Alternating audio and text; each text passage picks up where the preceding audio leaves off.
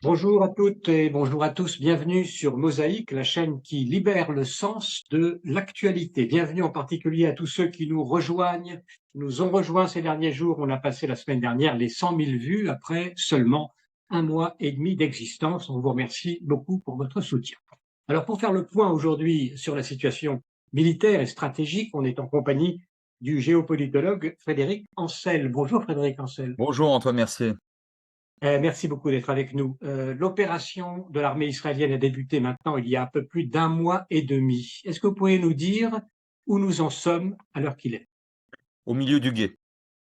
D'un point de vue strictement tactique, stratégique et militaire, si vous me posez la question dans cette dimension-là, je vous dis au milieu du gué. C'est-à-dire que si un cessez-le-feu définitif intervenait maintenant, si la guerre s'arrêtait maintenant, Israël très clairement aurait perdu cette guerre parce qu'il faudrait inclure, bien évidemment, l'opération à la fois militaire et terroriste et pogromiste du Hamas perpétrée le 7 octobre. Et si on inclut, et il faut l'inclure, cette opération cataclysmique pour Israël, à l'heure d'aujourd'hui, évidemment, Israël aurait perdu. Pourquoi? Parce qu'il n'y aurait pas de reddition de l'ennemi. Alors vous allez me dire, c'est l'un des critères de victoire ou de défaite dans les guerres modernes, pas seulement modernes d'ailleurs, depuis très longtemps. La reddition, ça ne se fait pas toujours. Mais il n'y a pas que ça. Il y a d'autres critères aussi, notamment celui très douloureux pour les Israéliens, consistant dans la capacité balistique du Hamas, puisque chaque jour, il y a toujours des missiles, et parfois par dizaines, qui s'abattent sur le sol israélien. Enfin, dernier paramètre, si vous voulez, tactique, les Israéliens n'ont pas conquis l'intégralité de la bande de Gaza. Et enfin, pardon pour cette expression malvenue, la cerise amère sur le gâteau, les otages qui sont quand même, enfin les libérations des otages qui constituent quand même l'un des buts de guerre, n'ont évidemment pas été libérés par l'armée israélienne en tout cas. Donc aujourd'hui, on est pour l'instant sur une semi-victoire du Hamas, mais c'est la raison pour laquelle les Israéliens refusent un cessez-le-feu, et je crois pouvoir affirmer qu'ils iront jusqu'au bout de la démilitarisation du Hamas. Et si ça doit se produire, à ce moment-là, on pourra parler plutôt d'une semi-victoire pour Israël. À partir de quand pourra-t-on dire que l'objectif d'éradiquer le Hamas aura été atteint? Quels seront les signes que cette éradication s'est produite? Est-ce que ce sont les roquettes? Est-ce que ce sont les assassinats ciblés des dirigeants? Quels sont les signes? Alors c'est la question centrale, hein. J'ai l'habitude de citer le poète Reverdy qui disait: «Il n'y a pas d'amour avec des preuves d'amour. Il n'y a pas de victoire, il y a que des preuves de victoire. Il n'y a pas de puissance avec des preuves de puissance». Autrement dit, des critères et des paramètres que j'évoquais il y a un instant. Alors pour vous répondre très concrètement, il y en a 2. Pour moi, il y a 2 buts de guerre qui, s'ils sont atteints, très concrètement, même si le Hamas se refuse évidemment à reconnaître sa défaite, correspondront à une véritable victoire d'Israël. D'abord, c'est les capacités balistiques dont je parlais tout à l'heure. Au fond, les Israéliens se moquent bien de savoir, ce qu'on apprend dans les écoles de Gaza dirigées par le Hamas ou pas. Au fond, c'est pas tellement leur problème. C'est leur problème de recevoir des missiles sur la tête. Ce qui d'ailleurs, entre parenthèses, en droit international, est strictement interdit et ce qui correspond à un crime de guerre, puisque ces missiles ne touchent pas des bases militaires, mais des localités civiles, je le rappelle. Donc ça, aujourd'hui, c'est pas encore fait. Mais d'un point de vue strictement militaire, c'est très faisable. Le Hamas aujourd'hui ne peut plus s'approvisionner, ne peut plus construire sans doute de nouveaux missiles. Le deuxième but de guerre qu'il ne faut pas oublier, qui, à mon avis, est aujourd'hui sans doute atteint, c'est la possibilité pour le Hamas de reperpétrer des pogroms et des attentats terroristes et des incursions de manière plus générale, comme celle du 7 octobre. Alors aujourd'hui, vous avez plusieurs dizaines de milliers de réservistes qui font en quelque sorte tampon autour de la bande de Gaza, qui de toute façon, a priori, est suffisamment investie d'un point de vue militaire par l'armée israélienne pour que des terroristes ne puissent plus franchir la barrière. Je vous dis en principe, parce que le 6 au soir, tout le monde, votre serviteur compris, disait en principe, cette barrière est infranchissable. Donc je serais très prudent. Mais enfin, là, on a un tampon humain, en quelque sorte, qui empêche cela. Donc c'est surtout là les missiles. Et alors quand même, j'ajouterais, mais c'est plus symbolique, je vais peut-être vous surprendre, mais je pense que c'est quand même un but de guerre plus symbolique, la capture de l'un des deux ou des deux chefs militaires principaux du Hamas. Je vous dirais que ça s'inscrira surtout dans une dimension consolatoire pour les Israéliens parce qu'un chef, ça se remplace. Donc moi, je maintiens les 2 buts de guerre que je vous ai mentionnés comme prioritaires. Comment se présente la question de la destruction des fameux tunnels? On a parlé la semaine dernière d'une submersion par l'eau de mer. Apparemment, d'ailleurs, cette opération aurait commencé déjà. Comment ça se présente concrètement, cette opération? Oui, c'est une opération qui d'abord est assez, enfin, ingénieuse du point de vue strictement, technique. Ensuite, ce n'est pas sans risque, non pas pour la population gazaoui qui, par définition, en principe, ne vit pas, et heureusement d'ailleurs, dans les tunnels. Ce n'est pas non plus sans risque pour les otages encore, vivants, et on comprend bien évidemment pourquoi. Mais à partir du moment où l'autre grand but de guerre d'Israël, outre la libération des otages, j'allais dire ex aequo, l'autre but de guerre concomitant, aussi important sinon plus important, c'est la destruction donc militaire du Hamas. Les Israéliens ont considéré qu'il fallait en passer par cet aspect technique. Ça, oui, ça a commencé. Je ne peux pas vous dire aujourd'hui, par définition, puisque ça vient de commencer, quels seront les effets de cette opération, mais on ne voit pas très bien comment des combattants ou des membres des terroristes du Hamas pourraient continuer à se dissimuler dans des tunnels après que ceux-ci eussent été noyés, ne serait-ce qu'en partie. Hein, c'est pas possible de continuer à vivre dans un tunnel, déjà de manière générale, plusieurs semaines, comme c'est le cas pour certains combattants aujourd'hui. Mais alors, en plus, s'ils sont ne serait-ce que noyés pour partie, ça va être très très compliqué. Donc, je ne peux pas vous dire mieux aujourd'hui sur le plan technique. Il faudra voir évidemment à l'usage. Vous parlez de milieu du gué. Un mois et demi de guerre, ça veut dire qu'il y aurait encore un mois et demi. Ça nous amène à la fin du mois de janvier. Et la question se pose de savoir, alors que la pression augmente de toutes parts sur Israël pour mettre fin à cette intervention, de savoir si les Américains notamment vont laisser leur feu vert. On a vu que déjà le président Biden commençait à changer de ton dans son soutien.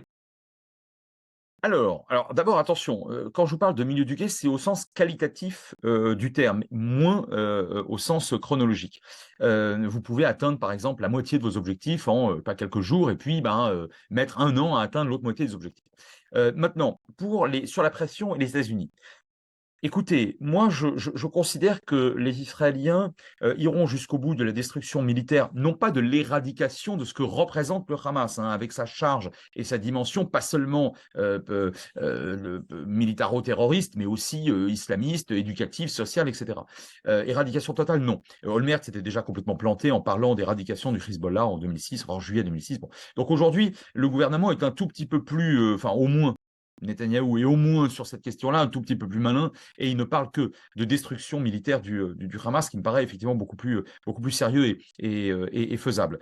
Donc, de ce point de vue-là, moi, je n'ai pas vu et je n'ai pas lu ni entendu de véritable pression américaine et même pas majoritairement européenne, je veux dire au sens de l'Union européenne, quant à la nécessité d'un cessez-le-feu définitif. Je ne vous dis pas que Biden n'a pas déjà tordu le bras à Netanyahou pour une trêve humanitaire. Je pense d'ailleurs que c'était positif. D'abord, c'était positif évidemment pour la libération des otages. Certains, heureusement, ont pu quitter l'enfer de Gaza. Ça a été positif aussi pour 2 millions de Gazaouis. Ça a été très positif pour tout le monde d'un point de vue humanitaire. Mais précisément, il ne s'agissait pas de cesser le feu, dont l'implication symbolique, militaire, voire diplomatique, est évidemment plus importante qu'une simple trêve, qui est un terme tout à fait subjectif qu'on peut employer comme ça, vous et moi, dans un salon. Bon, ça, c'est le premier point. Jusque, y compris aujourd'hui, je n'ai pas entendu M. Biden exiger ça d'Israël et pas non plus la majorité des États de l'Union européenne et pas non plus de certains États plus ou moins alliés à l'Occident. Je pense notamment à des États d'Asie orientale, voire même peut-être de l'Inde. Donc, je pense que de ce point de vue-là, le gouvernement israélien a encore une certaine marge de manœuvre. Par ailleurs, je n'ai pas entendu, vu de gouvernements arabes protester contre Israël, bien évidemment, et en faveur des Palestiniens, mais c'est logique, c'est légitime, là-dessus, il n'y a pas de problème. Mais on restait dans un schéma rhétorique et sémantique. Je n'ai pas vu de mobilisation militaire du moindre État arabe, il y en a 22 hein, au sein de la Ligue, enfin 21 plus l'autorité palestinienne, au sein de la Ligue arabe, ne serait-ce que menacer Israël d'envoyer des troupes. Mieux que ça, ou pire que ça pour le Hamas. Je n'ai pas constaté, et vous non plus je crois, que l'un des 4 signataires des accords d'Abraham de 2020, mais pas non plus l'Égypte et la Jordanie en paix respectivement depuis 78 et 94 avec Israël, ayant dénoncé leurs accords respectifs avec Israël. Mais allons plus loin, cher Antoine Mercier. Il y a dans le monde arabe environ 400 millions de citoyens, environ un peu moins de 200 millions d'adultes. Combien de citoyens arabes ont manifesté, si tant est que ce n'ait pas été les mêmes, hein. Enfin, je veux dire, dans différentes manifestations, je pense notamment à celle du Maroc, qui ont été d'ailleurs très, très pacifiques, bon, souvent plus pacifiques qu'en Occident. Il n'y a pas eu 1 million de manifestants en ajoutant, hein, les différentes manifestations qui se sont produites en défense très légitime de la cause palestinienne. Sur l'ensemble du monde musulman à présent, 1,7 milliard de musulmans environ 800 à 900 millions d'adultes. J'estime à 3 ou 4 millions de personnes, ce qui n'est pas négligeable, hein, et ce qui n'est pas illégitime, pour avoir, comme manifestant contre la riposte israélienne au pogrom du 7 octobre. De quoi parle-t-on? Quand on parle de pressions internationales, de quoi parle-t-on? Il y Comprenez? a l'ONU tout de même. Il y a l'ONU aussi qui fait manifestement l'opinion publique. D'ailleurs, Biden a dit que l'opinion publique allait peut-être se retourner. Il a parlé de bombardements aveugles aussi. On sent bien que la tonalité évolue malgré tout. Oui, mais alors attention, mais elle évolue, mais sur le plan humanitaire, ne confondons pas avec le politique. Il y a un moment où ça se rejoint, il y a un moment où ça se confond, hein. On l'avait vu avec Cana en 96, enfin, on l'a vu à maintes reprises. Oui, de ce point de vue-là, oui. Mais aujourd'hui, je pense que à l'Assemblée générale des Nations Unies, dont vous savez bien que les résolutions par ailleurs ne sont pas contraignantes, par conséquent, c'est consultatif comme vote. Bon, il y a encore 32 pays sur 193, enfin 192, Israël ne va pas voter évidemment contre lui-même, mais 192, vous avez encore 23 ou 24 pays qui soit s'abstiennent, soit votent en faveur d'Israël. C'est peu, hein, c'est peu. C'est pas négligeable, et certains pays sont tout à fait puissants. Sur le plan politique, les États arabes que j'évoquais tout à l'heure veulent qu'Israël fasse le sale boulot. Je dis bien le sale boulot. Ce qu'ils ne veulent pas, c'est des images catastrophiques d'écoles ou d'hôpitaux bombardés par les Israéliens, bon, sous lesquels d'ailleurs, on le sait parfaitement, se trouvent bien évidemment des combattants, enfin des soldats ou des terroristes, appelez ça comme vous voulez, du Hamas, ce qui encore une fois est un crime de guerre, hein. Bon. Enfin, bon, là, ça évidemment ils ne le veulent pas, mais pour eux-mêmes, parce que ce sont des régimes et des gouvernements qui se savent menacés par une éventuelle irruption de virulence ou de violence qui finalement se retournerait contre eux. Mais certes, mais sur le plan politique, qui veut le maintien du Hamas dans la bande de Gaza? Les États arabes modérés? Non. L'autorité palestinienne? Certainement pas. C'est un ennemi mortel ou un adversaire politique mortel pour elle. Les Occidentaux, qui savent ou qui enfin découvrent la dangerosité des Ikhwan, les frères musulmans, dont le Hamas est la branche radicale palestinienne? Non. Donc moi je pense que ça va durer encore un petit peu, je ne sais pas, j'espère que la guerre, je ne suis pas un cynique, j'espère qu'elle va s'arrêter évidemment le plus vite et le plus rapidement possible avec le moins de victimes possible. Mais je crois que le gouvernement israélien, dans cette destruction militaire du Hamas, je le répète, ira jusqu'au bout. Ça prendra vraisemblablement encore quelques semaines. J'aimerais juste vous rappeler, mais je pense que ça ne vous a pas échappé, parce que vous êtes un assidu des questions proche-orientales. Le ministre Galante, ministre de la Défense, le jour du 7 octobre, n'a pas attendu même la fin des combats et du pogrom du 7 octobre, a dit quelque chose qui a échappé aux journalistes et à beaucoup d'observateurs. Il a dit la chose suivante qui, à mes yeux, est une première dans l'histoire d'Israël depuis 1948, de la part en tout cas d'une telle sommité politico-militaire. Il a dit, je le cite, à Gaza, nous allons abolir le temps. Ça, si vous voulez, c'est quelque chose qui me paraît extrêmement important. Ça, ce ne sont pas des mots en l'air. Et c'est ce que fait. Ça veut dire quoi? Ça veut dire qu'on prendra le temps qu'il faudra, indépendamment des pressions politiques extérieures. Alors, juste dernier point, pardon, parce que ce que vous aviez est très intéressant de Joe Biden. Vous savez, vous dites, il est en train de changer de ton. Je ne crois pas. Lorsque Joe Biden vient en Israël, dans son voyage de solidarité, juste après le gigantesque massacre, il dit à Netanyahou, bien sûr, sa solidarité, mais attention, il dit davantage à Israël sa solidarité, et il dit à Netanyahou, en personne, enfin, chef du gouvernement actuel que Biden n'aime pas, mais personne ne l'aime, même plus les Israéliens. Donc, il lui dit, attention, ne faites pas les erreurs que nous avons faites après le 11 septembre, ça, on en fait ce qu'on veut. Mais il lui dit autre chose. Après, là, vous avez le droit de riposter, on vous soutiendra. Mais après la guerre, la perspective unique, c'est celle des deux États. Et il l'a encore répété hier. Ça ne veut pas dire qu'il ne soutient pas Israël dans sa riposte légitime. Ça veut dire que sur le plan humanitaire, il demande au gouvernement et à l'armée de faire attention. Il en a parfaitement le droit et peut-être même le devoir en droit international. Mais il répète aussi ce qui est fondamental et ce à quoi je souscris, à terme, la seule perspective possible, c'est celle de deux États. On va revenir là-dessus. Encore une question, disons, stratégique. Est-ce qu'il y a des risques aujourd'hui d'extension au nord, en particulier, selon vous? Je n'y ai jamais cru, je n'y crois pas, je n'y croirai pas. depuis le 7 octobre, je dis et j'écris que je n'y crois pas. J'espère, mon Dieu, ne pas me tromper. Je ne suis pas Madame Irma, évidemment. Mais je sais quelque chose, après plus de 3 décennies de géopolitique très intensive, c'est que les États et les infra-États, le Hezbollah n'est pas un État, c'est un État un État dans l'État qui vampirise le Liban, mais c'est un groupe infra-étatique, ont d'abord leur propre agenda. Ils ont leur propre agenda. Et vous avez quelque chose qui s'appelle, de manière un petit peu moraliste, l'égoïsme national.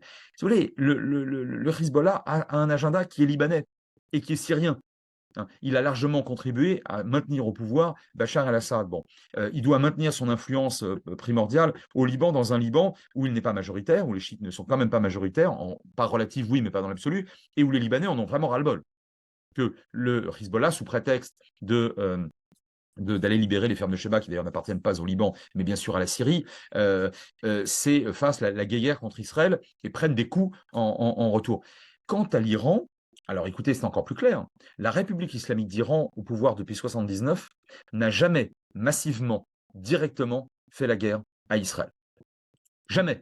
Même pas via le Hezbollah interposé, puisque la commission Vinograd, et vous savez que c'est une commission israélienne, hein, en 2006-2007 avait établi que le Premier ministre Olmert à l'époque avait mésestimé la volonté de faire ou de ne pas faire la guerre du Hezbollah. Bref, on a affaire donc à un État et à son instrument, enfin à son groupe instrumental inféodé créé en 82 de toutes pièces, le Hezbollah. On a affaire à des fanatiques, mais pas à des imbéciles. Ce sont des gens qui, de part et d'autre, hein, à la fois au Sud-Liban et à Téhéran, jaugent assez finement des rapports de force. Ils souhaitaient, ils ont aidé d'ailleurs, le Hamas a perpétré ce coup de force, mais ils souhaitaient un coup de force militaire. Le gigantesque, la dimension pogromiste et violemment antisémite, cette orgie de sang perpétrée par le Hamas et une partie de la population ou de ses sympathisants le 7 octobre, finalement, va leur faire perdre au Hezbollah et à l'Iran un proxy, l'un de leurs alliés, entre guillemets, lui-même pas chiite, enfin, en tout cas contre Israël, et va leur faire perdre leur crédibilité. Puisqu'ils ont toujours annoncé que si Israël attaquait le Hamas dans la bande de Gaza, ils interviendraient militairement. Massivement, ils n'interviennent pas et ils n'interviendront pas. Que se passe-t-il en Cisjordanie? On parle donc de beaucoup de violences, notamment de la part des colons, ce qui pourrait nuire aussi un peu, enfin ce qui est souvent dénoncé par l'extérieur. Est-ce que vous avez une idée de ce qui se passe en Cisjordanie? Alors, d'abord, la première chose qu'on ne rappelle pas suffisamment, c'est que le chaos, il y a des violences, mais le chaos n'existe pas. Et ce chaos n'existe pas parce que l'autorité palestinienne tient debout.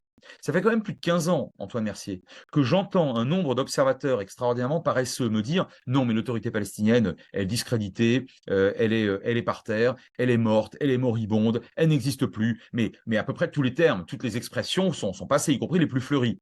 Il n'y a pas d'amour, il y a que des preuves d'amour.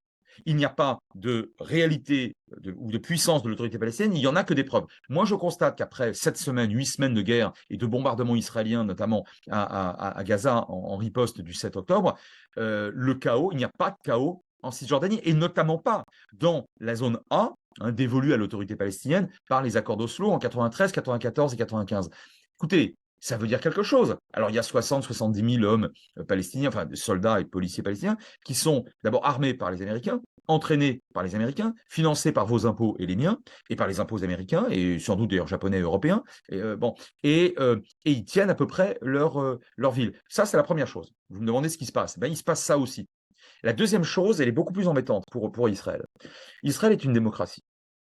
Maintenant, la démocratie, je ne vais pas vous reciter encore Verdi, les critères, les preuves, les paramètres de démocratie, ils doivent exister constamment, partout, là où, y compris en droit international, lorsqu'un territoire est considéré comme occupé, vous et moi, on peut le considérer comme on veut, mais en droit international, ce territoire n'appartient pas à Israël, mais il est contrôlé militairement par Israël. Un gouvernement israélien, en principe, légitime parce que légal en démocratie, et il est légal, hein, donc légitime en démocratie, doit faire respecter la loi. Pardon, cher Antoine, je n'invente pas l'eau chaude en vous disant ça, hein, et je pense que personne parmi vos auditeurs ne sera choqué de ce que je suis en train de dire. Ce gouvernement doit partout et toujours faire respecter la loi, y compris en tordant le bras à des citoyens israéliens qui, en l'occurrence, sont, alors on appelle ça comme vous voulez, des mitnachalim, des colons, des habitants, appelez ça comme vous voulez, mais qui ne peuvent pas se faire justice et faire la loi eux-mêmes. Ça, c'est pas possible. Sinon, c'est simple. Israël ne pourra plus se prévaloir d'être une démocratie. Enfin, dernier point, il y a aujourd'hui un véritable problème, qui est celui de la perspective, encore une fois, des deux États. Alors, vous pourriez me dire, non, mais attendez, Frédéric, calmez-vous, pour l'instant, on ne parle que des prochaines semaines. Oui, mais le gouvernement israélien, enfin Netanyahou, réplique systématiquement à Biden, non, non, mais non, il n'y aura pas d'autorité palestinienne à Gaza, et de fait, elle entretient beaucoup de défauts, cette autorité, mais enfin, et à terme, il n'y aura pas deux États. Très bien, quoi? Quoi alors? Et moi, je ne vois pas. Je vois pas cette perspective. Et en tant que géopolitologue, c'est à ce titre-là, hein, sous cette casquette que vous m'interrogez aujourd'hui, je pense que là, on a une vraie fragilité à la tête du gouvernement israélien. Il faut qu'il y ait une perspective. Alors, on va tout de suite revenir sur les deux États, mais encore un mot, parce que s'il était nécessaire de vouloir éradiquer le Hamas pour éviter la répétition d'un nouveau 7 octobre, est-ce qu'il ne serait pas logique aussi de parer également l'éventualité d'un 7 octobre du côté du Hezbollah, qui affiche finalement les mêmes intentions que le Hamas en déclenchant, par exemple, une opération préventive, au moins dans le sud du Liban? Alors, je vais peut-être vous surprendre. Le Hezbollah, depuis 82, n'a, sur le territoire israélien, jamais perpétré de pogrom. Comprenez, le problème est toujours le même. Je ne suis pas soupçonnable d'être favorable au Hezbollah, et je crois que tous les hommes et les femmes de paix ne peuvent pas non plus être soupçonnables de soutenir ce groupe qui n'est pas que, mais qui est aussi un mouvement terroriste. Ils sont plus malins que ça. Non pas qu'ils n'en ont pas envie, non pas qu'ils n'ont pas contribué à perpétrer des massacres, et notamment en Argentine, dans la communauté juive d'Argentine, en 94. Je ne suis pas en train de vous dire qu'on a affaire à des gens modérés, gentils ou philosémites. Ce que je vous dis, c'est qu'ils jaugent très finement les rapports de force. Et aujourd'hui, l'armée, l'état-major et le gouvernement israélien, poussés par une opinion sidérée, chauffée à blanc et surchauffée, sont aujourd'hui un gouvernement, un état-major et une armée extrêmement dangereux. Mais c'est vrai depuis 82, depuis la création du Hezbollah. Il aurait pu à maintes reprises pénétrer en Israël. D'ailleurs, il l'a fait à plusieurs reprises, dont 2006 à Zarit, hein, d'où la riposte israélienne d'Olmert à l'époque. Mais c'était entre guillemets, pour capturer des soldats, pour ensuite les échanger. Je précise que c'est non seulement extrêmement méchant, mais c'est contraire au droit international. Je ne suis pas en train évidemment, de soutenir le Hezbollah, mais, ou de pondérer les critiques vis-à-vis de ce groupe terroriste. Mais il ne se comporte pas comme le Hamas s'est comporté le 7 octobre. Et je crois pouvoir affirmer, pour les connaître un peu, mais vous les connaissez aussi bien, sinon mieux que moi, les Israéliens, cher Antoine, que pour les Israéliens, il s'agit d'autre chose. C'est une rivalité qui reste, qui s'inscrit toujours dans une dimension, je mets encore des guillemets, accepté et acceptable. Que le Hezbollah fasse la guéguerre, une guéguerre meurtrière, puisque malheureusement plusieurs, c'est d'ailleurs civils et militaires israéliens ont déjà été blessés et tués par les missiles du Hezbollah et par des tirs du Hezbollah ces dernières semaines. Mais encore une fois, c'est, comme dirait l'autre, under the control. Maintenant, si vous me dites intervention préventive face à une possibilité pour le Hezbollah d'aller plus fort et plus loin, je vous dis qu'aujourd'hui, à mon avis, je peux me tromper, mais à mon avis, l'armée israélienne aura assez à faire dans la bande de Gaza qu'il ne s'agit pas seulement de contrôler, dans laquelle il ne s'agit pas seulement de désarmer le Hamas, mais puisque Netanyahou ne veut pas d'autorité palestinienne, il faudra bien que des soldats israéliens restent un certain temps. Moi, je pense que c'est jouer sur deux fronts à ce niveau-là serait très périlleux. Et puis, vous savez, mon maître en géopolitique, Yves Lacoste, à qui je rends toujours bien sûr hommage, disait dès 1975, la géographie, ça sert d'abord à faire la guerre. Et la géographie, fin de citation, et la géographie du Liban, c'est pas celle de Gaza. Et les Israéliens en savent quelque chose. Et le Hezbollah pourrait disposer d'une profondeur stratégique très importante, non seulement au Liban, mais en Syrie, avec un territoire qui n'est pas plat et minuscule comme la bande de Gaza, mais qui est évidemment, comme vous le savez, montagneux.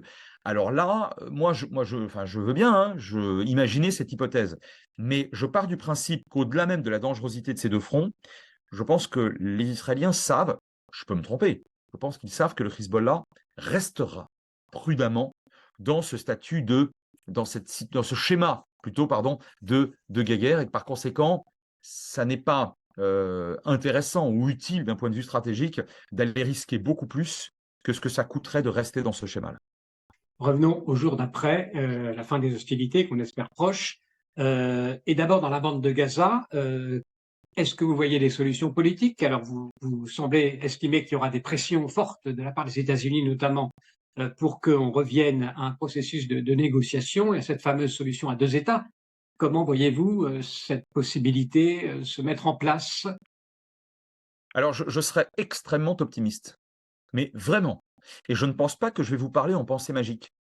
Il y a à court terme, ça veut dire peut-être quelques mois seulement, moyen terme, quelques années, une réelle possibilité du retour à un vrai processus de négociation, qui d'ailleurs ne serait pas en défaveur d'Israël, parce qu'Israël, pour le coup, aurait remporté, dans l'hypothèse où il le remporterait, une victoire militaire sur son ennemi principal, qui est quand même le Hamas. À la condition de la conjugaison de ces trois réalités. Il y a trois conditions. Un, qu'il faut réunir le désarmement du Hamas, pas jusqu'à la dernière Kalachnikov du dernier tunnel, les Israéliens s'en fichent complètement, mais je le répète, les missiles et la capacité d'envoyer des terroristes en Israël. Je pense que ça va être fait. Je pense que ça va être fait. La deuxième condition, la plus difficile, c'est le retour à Gaza de l'autorité palestinienne. D'abord, elle y était en 2005, elle en a été chassée par un putsch du Hamas, comme vous le savez, un putsch extrêmement violent du Hamas. Alors aujourd'hui, Mahmoud Abbas, qui franchement n'est pas très proactif, alors il est âgé peut-être, enfin il l'a jamais été très proactif. Bon, franchement, c'est pas un leader très nobelisable. Enfin bon, c'est les Palestiniens qui l'ont choisi. Il a posé un certain nombre de conditions. Je pense que ce serait possible avec une aide internationale, et notamment américaine, y compris une aide militaire. Parce que sans l'autorité palestinienne à Gaza, je ne vois pas qui. Oubliez des casques bleus fidjiens, indiens, pakistanais. Ils n'auront rien à faire là-bas tant qu'il n'y aura pas, à minima, un schéma politique stable. Aucun gouvernement ne va envoyer au casse-pipe des casques bleus émanant de ses propres citoyens. Un. Deux, les États arabes n'iront pas. C'est une certitude. Aucun gouvernement arabe ne prendra cette écrasante responsabilité d'apparaître comme un occupant dans les fourgons d'Israël. C'est inimaginable. Ne cherchez pas. Et le Hamas sera, je pense, détruit militairement. Qui d'autre, donc, que l'autorité palestinienne? Maintenant, si le gouvernement israélien ne le veut pas, vous voyez, donc cette condition, elle est difficile. Mais je pense Oui. qu'il n'y a pas Il reste d'alternative. la condition du gouvernement israélien et il faut qu'il y ait une Alors, acceptation. alors voilà, mais alors justement, ma deuxième condition est la troisième. Donc, destruction militaire du Hamas, retour de l'autorité palestinienne dans la bande de Gaza, et enfin, modification de la coalition gouvernementale. Pas nécessairement de la Knesset. Tout le monde me dit, ah mais pour l'instant, les nouvelles élections, ce sera que dans 3 ans et demi, 4 ans. Non mais la Knesset, elle est parfaitement légitime. Elle a été élue dans des conditions parfaitement légitimes le 1er novembre 2022. Bon, voilà. Mais le changement de coalition. Les Israéliens feront ce qu'ils voudront. Moi, je ne fais que poser ça comme condition à la possibilité du retour à un processus de négociation. D'abord parce que Netanyahou n'en veut pas. Alors, il fait ce qu'il veut. Il est Premier ministre, il est là de manière tout à fait légitime. Mais en revanche, beaucoup plus problématique, me semble-t-il, sont plusieurs personnalités de son gouvernement. Alors, eux n'ont pas été élus. Il les a choisis. Il aurait pu choisir une autre coalition, mathématiquement. Il a choisi celle-là. Il fait ce qu'il veut. Mais moi, je considère que plusieurs ministres, au moins 3 ministres de cette coalition, sont parfaitement incompatibles avec toute possibilité d'un retour à des négociations. Je pense que aujourd'hui, au regard même je dis ça avec beaucoup de respect pour la démocratie israélienne, au regard même des enquêtes d'opinion qui, depuis le 7 octobre, disent la même chose les unes après les autres, c'est-à-dire 70, 75, 81% d'opinions défavorables sur ce gouvernement, une commission d'enquête se mettra nécessairement sur pied pour établir les responsabilités civiles ou pénales d'ailleurs, d'une politique qui a mené à la catastrophe absolue du 7 octobre. Et au regard de ce qui s'est produit dans l'histoire, il y a 50 ans presque jour pour jour, avec la granate, en 83 avec Kahana, pendant la guerre du Liban, et puis même d'ailleurs face à Olmert, Vinograd, je l'ai cité tout à l'heure en 2006, mais surtout à Granat, des commissions d'enquête ont déjà fait chuter des gouvernements infiniment plus prestigieux que celui qui est actuellement à la tête de l'État d'Israël. Et des gouvernements qui avaient failli, ou des états-majors qui avaient failli, mais des faillites dont les conséquences étaient moins graves que celles du 7 octobre et de ce qui suit aujourd'hui. Donc moi, je pense que ce gouvernement va finir d'une manière ou d'une autre par tomber, et toutes les enquêtes d'opinion indiquent que, en gros, le centre de gravité sera au centre-gauche, entre Gantz et Lapid. Moi, les Israéliens feront ce qu'ils voudront. Simplement, je vous dis qu'à mon avis, c'est l'une des 3 conditions pour que tout, absolument tout, redevienne possible. Voilà. Et vous êtes donc optimiste sur ce point. Emmanuel Navon, qu'on a interrogé aussi sur cette chaîne, disait récemment que l'Israël d'après le 7 octobre ne serait plus le même Israël. Est-ce que c'est votre avis également? Et qu'est-ce qui va avoir changé dans le pays après cette épreuve? Alors oui et non. D'abord, je trouve pratiquement toujours ce que dit Emmanuel Navon extrêmement intéressant. C'est un très très fin connaisseur. Alors oui et non. Oui, parce que le coup est apocalyptique du point de vue israélien. Je veux dire par là que on n'est même pas sur le pire massacre depuis 48 ou même 47, hein, avec ces convois qui menaient à Jérusalem et qui se faisaient attaquer, bon, et les massacres qui s'en suivaient, mais on remonte pratiquement aux marches de la mort de janvier-février 45. Donc, si vous voulez, la nature du pogrom est tout à fait différente, évidemment, de la nature d'un simple, entre guillemets, coup militaire, même s'il est lui-même très meurtrier, bon, etc. Et de ce point de vue-là, je pense qu'effectivement, le trauma durera, oui.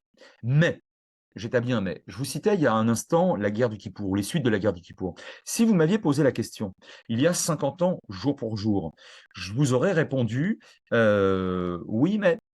C'est-à-dire que j'aime bien m'inscrire dans les temps longs, un peu brodéliens, si vous voulez. Ce qui s'est passé très traumatique et traumatisant. Je pense d'ailleurs que ce n'est pas terminé parce que des soldats continuent à tomber pour tenter d'empêcher un futur pogrom du Hamas dans les prochains mois, les prochaines années. C'est pour ça qu'aujourd'hui ils tombent dans la guerre face au Hamas. Donc l'histoire n'est pas terminée. Mais après la guerre du Kippour, et les bons connaisseurs d'Israël enfin, le savent parfaitement, Israël était différent. Et Israël a été très longtemps différent de l'Israël relativement plus insouciant, voire dans l'hubris, voire arrogant pour un certain nombre de militaires ou de politiques israéliens qu'avant la guerre du Kippour. Alors, je vous dirais que Israël va être condamné, plus encore que ce qu'il croyait, parce que notamment les enseignements de la guerre du Kippour avaient été assez largement oubliés, va être condamné à resserrer les boulons. Alors c'est vrai sur le plan tactique, technique, bon, j'y reviens pas, c'est pas très intéressant, mais c'est cette foutue barrière. Enfin, si vous voulez, bon, là, je n'invente rien, cher Antoine. Thucydide, il y a 25 siècles, hein, disait en nous racontant la guerre du Péloponnèse, hein, titre éponyme de son ouvrage précieux, entre Sparte et Athènes, il disait « Les vrais remparts de la cité, ce sont les hommes ». Voilà, et récemment, j'entendais un docteur en histoire, colonel de son état par ailleurs, dire, vous savez, à la fin, une guerre, ça se finit toujours par des hommes et à la baïonnette. Donc, là, le tout technologique, d'autres États l'avaient essayé. Israël l'a essayé de manière assez crâne d'ailleurs, hein, je crois. Hein, je ne vais pas me faire commission d'enquête à la place de la commission d'enquête qui se tiendra bientôt, j'espère. Mais enfin, bon. Donc ça, il faudra bien changer cette manière de voir et de faire. Mais surtout, la mésestimation de l'adversaire. Et ça, si vous voulez, c'est quelque chose que j'enseigne depuis de très longues années en géopolitique, mais également dans le monde de l'économie et de la diplomatie. La mésestimation de l'adversaire, en général dans le sens de la sous-estimation. Et là, en l'occurrence, du Hamas. Sous-estimation de sa cruauté sans nom, de sa détermination et de sa capacité militaire, mais également, 4, de sa ruse, a été fatale à des milliers, enfin à des centaines, et à la fin des fins peut-être, enfin bon, en tout cas de nombreuses centaines de citoyens israéliens. Qui est responsable de ça? C'est pas à moi de le dire aujourd'hui. J'ai quelques idées, c'est pas à moi de le dire. Mais ce qui est sûr, ça sera la commission d'enquête de le dire. Mais je pense que les Israéliens, beaucoup d'Israéliens qui pensaient que grâce au high-tech, grâce aux accords d'Abraham, grâce à l'économie, grâce à un Hamas qui finalement se tiendrait plus ou moins tranquille parce qu'ils s'embourgeoiseraient, ils s'engraisseraient dans des palais à Doha, ces Israéliens devront, heureusement ou malheureusement, revenir à des réalités sempiternelles, c'est-à-dire qu'ils vivent dans une région relativement plus dangereuse que d'autres régions, en tout cas pour eux, ça c'est sûr, et qu'ils ne pourront jamais se reposer sur leur laurier. Alors, encore un mot, s'il vous plaît, sur la montée de l'antisémitisme en Occident. Alors, il semble que l'onde de choc a vraiment clivé les opinions publiques dans le monde, alors que Israël se réunifiait finalement autour de cette nécessité de combattre. On voit des amis qui se séparent, même des familles, des fractures au sein des familles, et ça, dans l'Europe, en tout cas en France, c'est pas vraiment l'affaire Dreyfus, mais quand même, c'est un phénomène frappant pour des personnes qui ne sont pas finalement directement concernées, on peut dire. Est-ce que vous constatez ce phénomène et comment vous l'analysez, que ça joue ce rôle de fracturation comme ça? Non seulement je le constate, mais j'en suis tout à fait à la fois désespéré et combatif, les deux.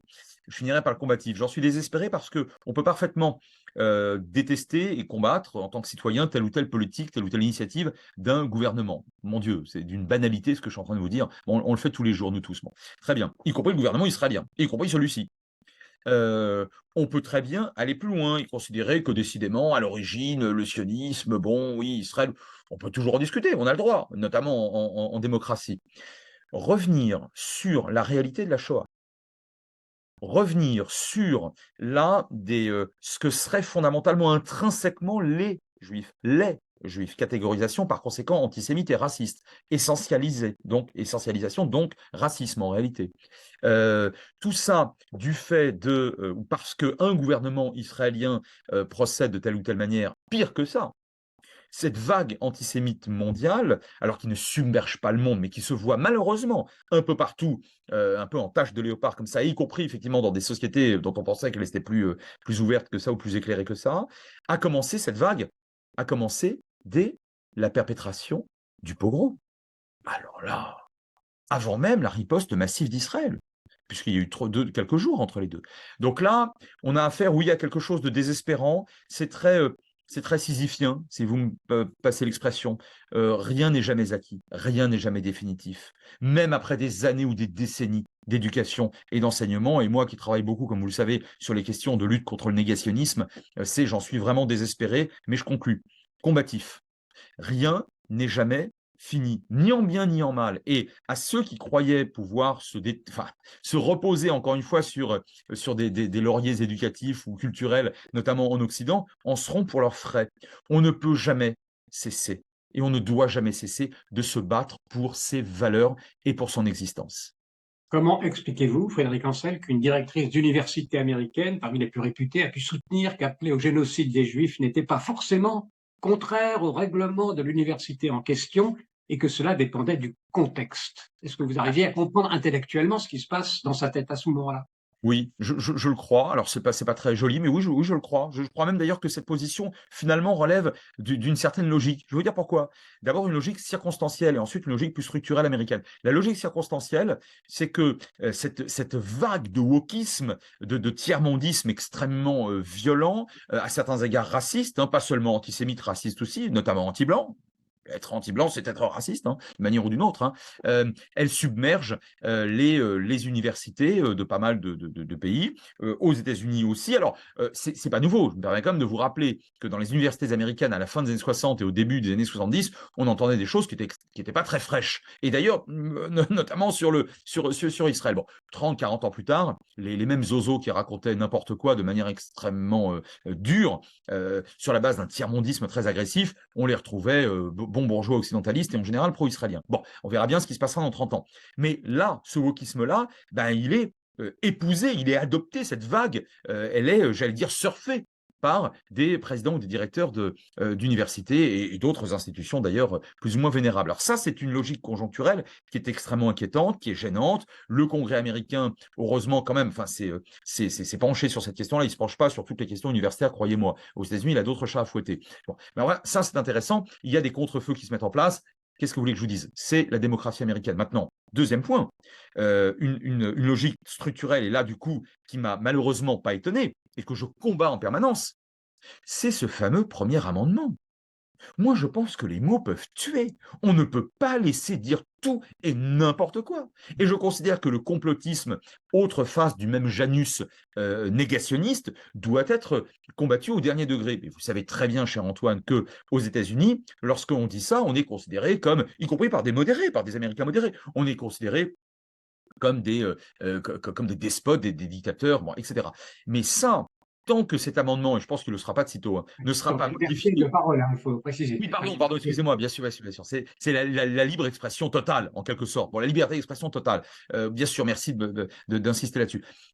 Tant que ça n'aura pas été changé, je pense que ça ne changera pas, on aura des dérives telles que celles qu'on est en train de voir. Parce que si on se met du point de vue américain, en tout cas si on adopte ce schéma de pensée américain qui a toujours existé, enfin en tout cas depuis de nombreuses décennies, bon, sinon depuis la création des États-Unis, sacro-sainte liberté d'expression, bah au fond, oui, on peut dire tout et n'importe quoi, y compris sur la Shoah. Alors là, si vous voulez, la mèche, c'est le conflit israélo-palestinien. Oui, bon, c'est des images très dures en provenance de Gaza, c'est vrai qu'elles sont très dures, c'est la mèche. Mais en réalité, nous avons quelque chose de beaucoup plus profond qui est très américain. Hein, et de ce point de vue-là, bah, qu'est-ce que vous voulez que je vous dise? Les Américains, vivent dans une grande démocratie, ils la font vivre, ce sont eux la démocratie américaine, ce sont eux qui devront juger dans les prochains temps de savoir si oui ou non on peut dire tout et n'importe quoi. Je pense qu'on ne peut pas dire tout et n'importe quoi, les mots peuvent tuer. Deux petites dernières questions. Vous enseignez notamment à Sciences Po Paris. Qu'est-ce qui s'y passe actuellement? Alors attention au prisme déformant. Ici passe ce qui se passe dans toutes les universités. C'est-à-dire que vous avez des mouvements d'opinion qui sont très défavorables à Israël, qui sont wokistes, qui sont très tiers-mondistes, qui sont très inclusifs. Puis vous savez, inclusif avec un F, un point un V, un point un S, je ne sais même plus combien de points à la fin de ces phrases et de ces mots. Mais je constate aussi une véritable résistance. D'abord, j'en suis l'un des bastions, j'espère en tout cas. Moi, parmi mes collègues, j'ai à peu près les mêmes retours. C'est-à-dire, oui, il y a un sentiment, enfin une ambiance, une atmosphère, entre guillemets, de façon générale, hein, j'emploie ce terme un peu général, générique et assez évanescent de wokiste, mais pas davantage et beaucoup moins que dans d'autres universités. Hein. J'ai encore fait soutenir, là, avant-hier, une thèse de doctorat, soutenue d'ailleurs par un jeune doctorant, donc druze, sur la nation druze. C'était tout à fait passionnant. On a beaucoup parlé, évidemment, d'Israël, parenthèse fermée, dans l'une des grandes universités du nord de Paris, je peux vous dire que non, à Sciences Po, on est encore loin de cette atmosphère-là. Donc, ça tient bon. Alors, j'aime bien rappeler comme une anecdote, si vous permettez, rigolote. En mai 68, Sciences Po n'a pas fermé une seule journée, tandis qu'à Normal Sup et dans la plupart des facs, en réalité, on a fait les azous et on a mis le bazar pendant des semaines, sinon plusieurs mois, pas à Sciences Po. Alors, dernière question, vous êtes très, très fréquemment interviewé en tant que spécialiste de la région, en particulier donc dans la presse française. Qu'est-ce que vous dites du traitement médiatique de ce conflit globalement?